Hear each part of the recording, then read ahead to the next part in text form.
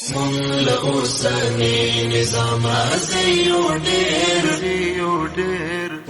کې د تېرو کلونو په پرتله د شبکې غځونې چارې چټکې شوي دي.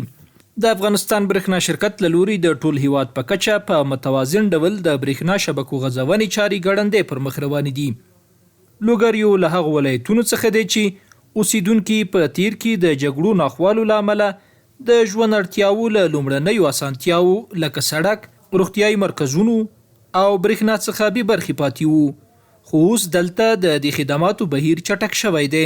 د لوگر برېښنا ریاست مسؤلینو په وینا چې د تېر 1403 لمریز کال کې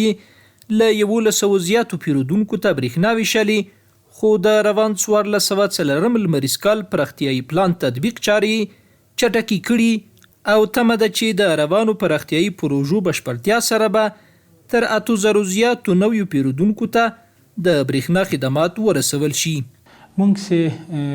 هغه تخمینی پلان مو نیولی ده او هغه تخمینی ارزونه مو کړې ده، تقریبا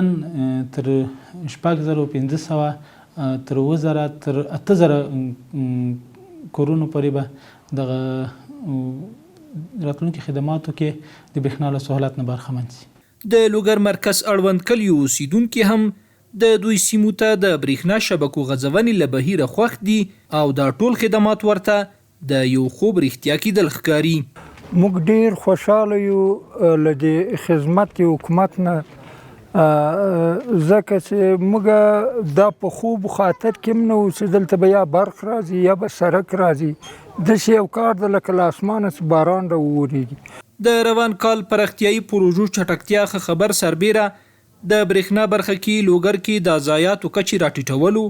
د ناقانونه برېښنا کارونې مخنیوي هڅې او له ټاکلې کچې د زیاتو عوایدو راټولول له مهمو لاسته راوړنو څخه دي. موږ وکولی شو چې د ډېرو مسلسلو هڅو په صورت کې او د هیوادوالو په همکارۍ باندې موږ وکولی شو چې 218 میلیونه عواید راټول کو او تقریبا 2% له دې راکړل شوي ټارګټ نه اضافه عواید موږ راټول کړي دي. د لوگر برېښنا ریاست له لوري پیرودونکو ته د وړاندې کیدونکو خدماتو څخه ځای اوسیدونکي خوښ دي او وایي چې ستونزو ته یې پر وخت رسیدنه کیږي. موږ کله په برېښنا کې کوم مشکل راځي یا کوم مشکلات پیښیږي، موږ بیا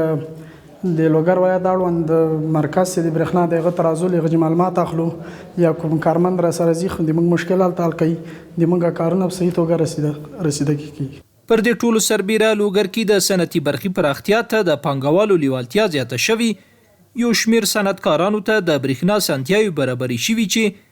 د لوگر صنعتي پارک لپاره د برېښنا پراختیایي پروژې سره به ګڼ نور پانګوال هم بیلابیلو برخو کې پانګونې وکړي او زرګونه ځای اوسیدونکو ته به د کار زمینه برابره شي.